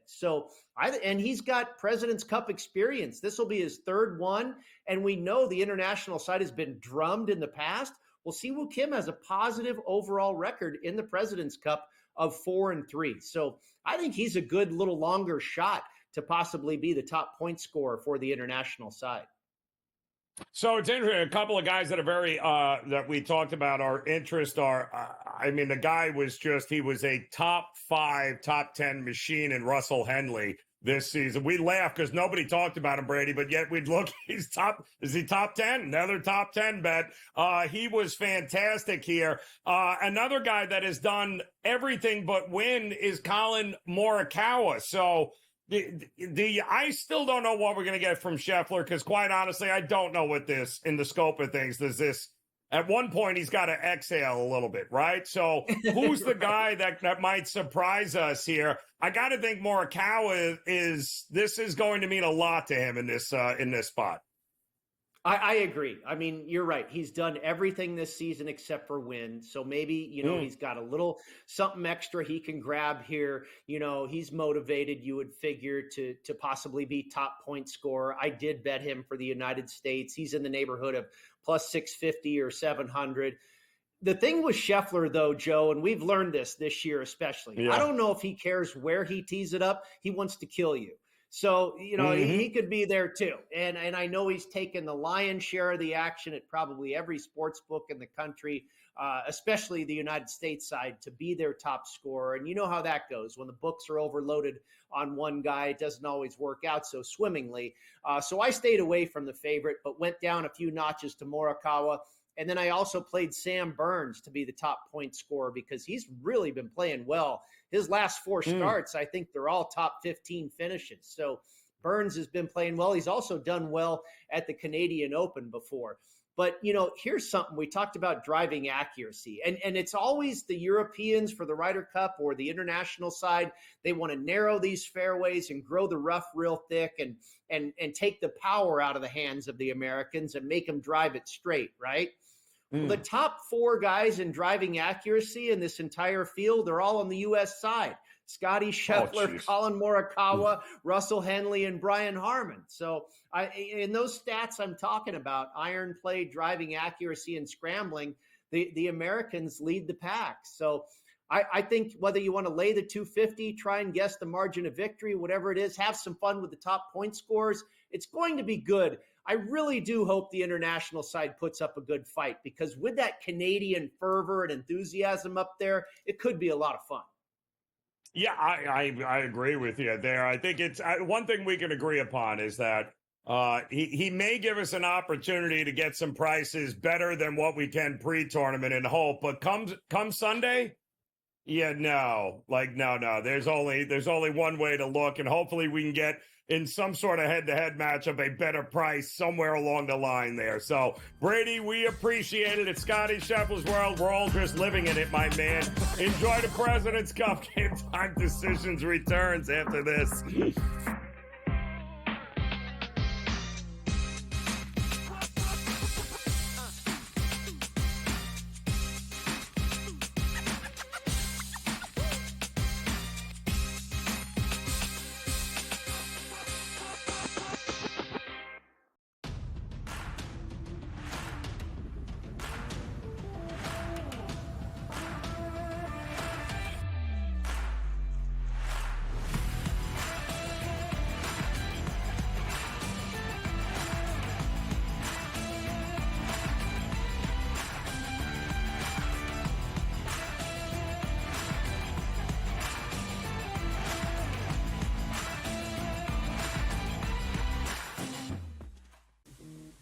Right here with you on Pro Football Today on SportsGrid. Odds in motion, trying to see what lines have moved throughout the week. Never felt more comfortable in this set than I do for this year. Brady, I'm just getting angry. The hot takes are going to be here all people. What in the world is going on in Miami, Dom? It's not particularly anything to shy away from, just because many people are on top of it. Hot take. I think this line is asking you once again to take New Orleans. Pro Football Today, only on SportsGrid. The sharpest football contest show in the land, the Las Vegas Football Contest Show, focuses on Circa Sports Million, Circa Survivor, and the Westgate Super Contest, handicapping the games and releasing our contest picks every week of the season. With 2 former Super Contest winners, Brady Cannon and James Salinas, a former NFL player, Mike Pritchard, and over $1 million in contest prize money won combined, the Las Vegas Football Contest Show will have you prepared this season like none other. There is going to be an energy to Game Time Decisions that you will feel night in and night out. We're going to go through every single thing, and I've got a great team behind me that's going to help me get the job done. I want this to be the place that people come to. We are going to hit every single one of those markets that you need to know about. There is not going to be a better place, I promise you, than Game Time Decisions. We will have everything at our disposal, and we will use that to our advantage. I'm Kevin Walsh. Tune into Game Time Decisions from 6 to 8 p.m. Eastern on SportsGrid.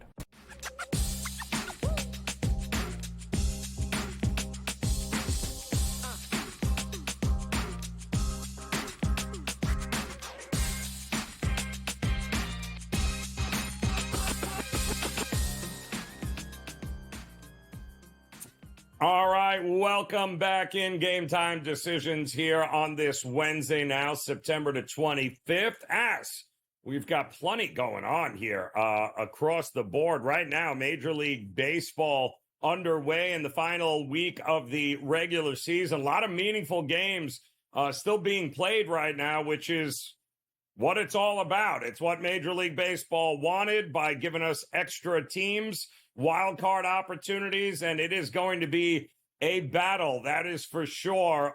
And we've got a couple of those games underway right now. And the man, of course, coming up at the top of the hour that will pass the baton off, will carry you through these games, is Mr. Opposite Pick, Scotty Wetzel, in the house, joining us here on Game Time Decisions. And Scotty, you got to love it, man.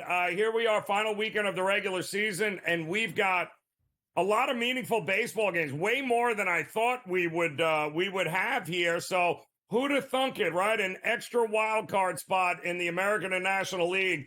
And all of a sudden we've got, 4 or 5 games that mean an awful lot here in the final couple of days. Yeah, it's amazing, Joe. I'm not sure which lasts longer, by the way, either the Major League Baseball season or golf. I mean, holy crow. Golf is still going on. Poor Brady. Is he ever get a break here? We got the President's Cup. What's after that, right? I mean, and now with Major League Baseball, Joe, with the announcement, Mets and Braves are going to be playing a doubleheader on Monday because of the bad weather. I'm not exactly sure why they didn't play at least 2 yesterday, but okay, whatever. So the regular season anyway in baseball is going to last that much longer, and I'm assuming those games are going to mean something. It'll be interesting if the second game doesn't mean anything. Would they play? Right. I have not read that anywhere, but that could very easily be the case. Whoever wins the first game might clinch things and eliminate the second team. So anyway, but we got Mets and Dodgers, or Mets and Braves rather, on Monday, thanks to the bad weather. So, but a bunch of games, not only just for playoff spots, Joe, but, there's a lot on the line as far as there's a big difference between being a number 2 division winner and a number 3 division winner. And again, as much as I personally hate that, I mean, I just don't think it's fair for you to win a division and have to play in the best of 3. But because of that, no one wants to be the 3rd division winner and have to play in a goofy best of 3. So now there are races for that as well. And then races for the best overall record in both leagues. So really there's only like 1 or 2 games, believe it or not, maybe 3, I think it is, that don't have at least something on the line heading into the last week of the regular season, which isn't bad. And I think it's fantastic too because, the Mets have to get on a plane and go to Milwaukee. So, they've got to be able to handle business there. Then they got to hop on a plane, come back Monday, play that doubleheader. But Atlanta's got to welcome in the Royals for a series. But there's no guarantee, Scotty, they're going to be able to play those games against the Royals, which means they might have to play another doubleheader at the very least against the Royals, which throws the pitching all out of whack. So it's one thing if you're playing the White Sox, but the Royals, who are up right now, they're another team battling for their playoff lives here. So it's not like they're going to come in and roll over either. Yeah, I wonder if baseball, by the way, the Mets could then theoretically have to fly back to Milwaukee because right now they're going to be the number 3 team and then the Mets could be the number 3 team. So how crazy is that?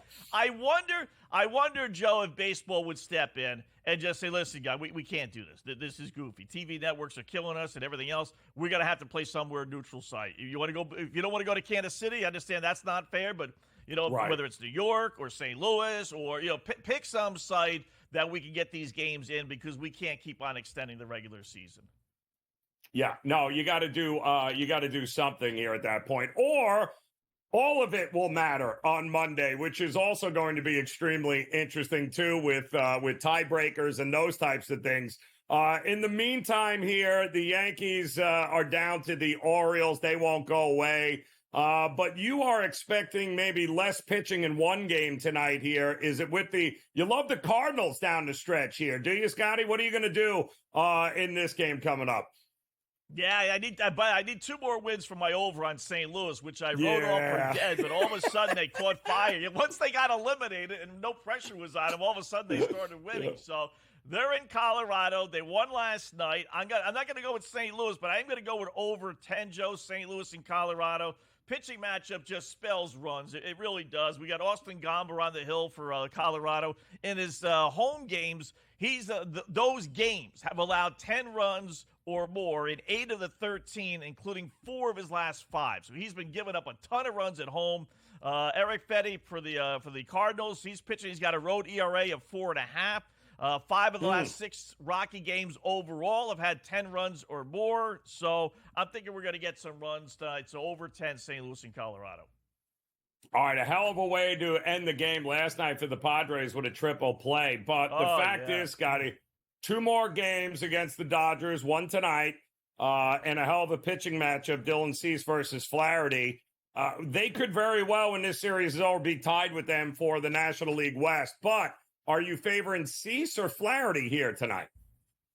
Yeah, you know what? I'm going to go right back to the well. And don't forget, if they end up tied, Padres win the head-to-head tiebreaker. Yes. They've already won the season series. So the Dodgers, they may have a 2-game lead, but in reality, it's 1.5, not 2. So, but I think the Dodgers, enough screwing around, with Ohtani being on deck circle 2 last night. Boy, you talk about a change of fortune quickly, right?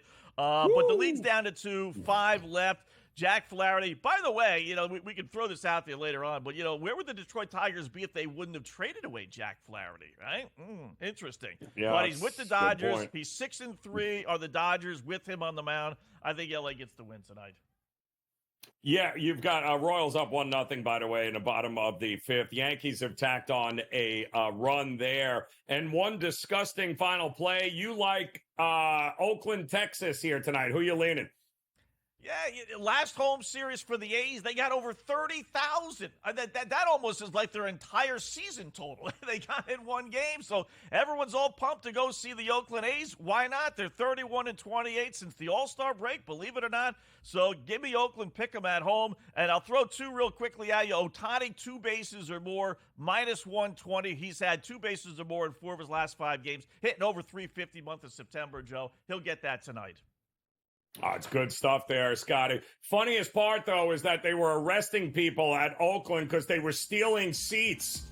Could you imagine trying to steal a seat from the Oakland Coliseum? Scotty, we'll see you at the top of the hour. We'll close it out. Game Time Decisions here on the Grid.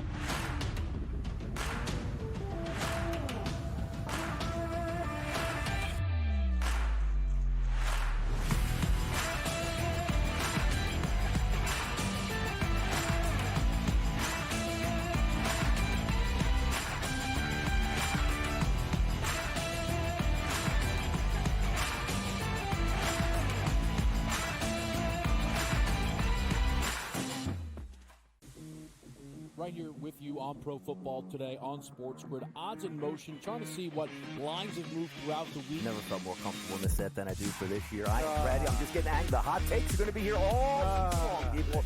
What in the world is going on in Miami, Dom? It's not particularly anything to shy away from just because many people are on top of it. Hot take, hot take. I think this line is asking you once again to take New Orleans. Pro Football Today, only on SportsGrid. The sharpest football contest show in the land, the Las Vegas Football Contest Show, focuses on Circa Sports Million, Circa Survivor, and the Westgate Super Contest, handicapping the games and releasing our contest picks every week of the season.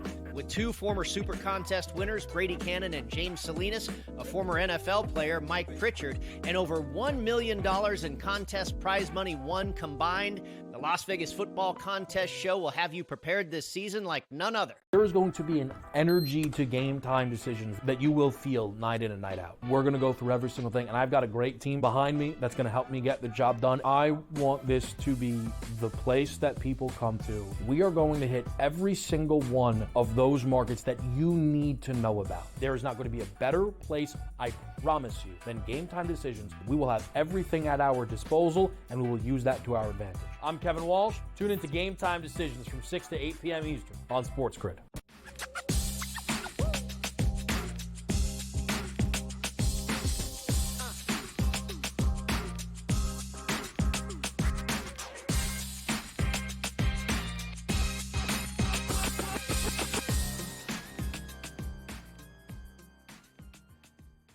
Well, I don't want to get ahead of myself here, but if I was the Minnesota Twins, I would go ahead and just pack your suitcases now. There's a beautiful cruise somewhere on Monday you'll be heading to, because the postseason is clearly not in your future, as they are now losing 3-0 to the Marlins. They haven't even gotten out of the first inning yet. So the Minnesota Twins just absolutely going through it down the stretch here. Lost last night in epic fashion to the Marlins, and right now, S. Woods Richardson giving up 3 runs in the top of the first to the Marlins. Plenty of baseball left here, but you cannot lose to the Marlins at home and think that you are a playoff team that anybody can take seriously. But they got to play 8 more innings here. We'll see what they are doing. Now, the good news is we've got some in-game live coming your way there. Scotty Wetzel, Dave Sherapan, they'll be taking over here in just a couple of minutes. They'll keep you posted on everything that's happening around Major League Baseball, including the Yankees, who managed to scratch a run across there in the bottom of the second. They're in the top of the third. Orioles still up 3-1 in that game there. You also have a great one in Philly right now. They're up 8-5 over the Cubs. Anybody looking to take a under in these games tonight, I don't know what to tell you. The Tigers, 3-1 right now in the top of the fifth, as well as a 1-0 Royals lead over the Nats. They are in the bottom of the fifth in that game. All of these games have a lot of juice here tonight, and will go a long way in determining who makes the postseason and who does not. And right now with the Twins sitting 2 games out of that final wild card spot, the Twins might play themselves out and make life really easy for the Detroit Tigers and the Kansas City Royals, who are battling here to win some games down the stretch. The big game here tonight, Padres and Dodgers. Dylan Cease versus Jack Flaherty in this one. Great game, great win by the Padres last night. I tend to think we're going to get some runs in this one here. Dylan Cease has been a machine for the Padres this year, and for a good stretch of this season, there was no better pitcher in Major League Baseball than Dylan Cease. Between him and Blake Snell, 2 guys that just absolutely dominated opposing hitters this season. Dylan Cease going to try to do that again tonight to the Dodgers, while Jack Flaherty, who has been lights out for the Dodgers since coming over from Detroit, he got to get one back here. Small price to lay for the Dodgers if you think they're going to get even here tonight. I tend to think we're going to get some runs, though. I do like the over 7.5 in that one there. Also, Diamondbacks 9:40 tonight in a, do I want to say must win? Well, you can't get shut out at home by the Giants again, losing 11-0 last night. They've lost back-to-back games against the Giants. They're on the verge of possibly being swept here at Chase Field. They have Zach Gallen on the mound. This is a must-win for the Diamondbacks here tonight. There, I said it, against a 79-79, 500 middling Giants team that has tea time booked on Monday, but they are doing a great job of making life miserable for the teams that are fighting for the postseason. Don't forget, Giants swept the Royals before they just won these last 2 games against the Diamondbacks, and they had taken 2 out of 3 from the Baltimore Orioles the series prior to that. So on the way finishing the season, the Giants are just taking everybody out in their path. They've won 7 of their last 8, and if you think that continues, that's a pretty good price right now for a Giants team that is playing with 0 pressure, while opposed to the Diamondbacks, who you got to lay over $2 with, who don't look like they can breathe right now down the stretch. So interesting stuff here in Major League Baseball here tonight, but the good news is you don't have to go anywhere because In-Game Live is coming up next. Also, they'll keep you posted on what's happening in the WNBA playoffs here tonight as Connecticut Sun and the Indiana Fever. That game is already tipped off, and they will get you posted on it all. Get ready for Thursday night football. Again, Cowboys, no better place to get right than MetLife Stadium against the Giants. So, Cowboys from me. In the meantime, Game Time Decisions will be back again tomorrow. Enjoy your night. We'll talk to you again soon. In-Game Live is next here on the Grid.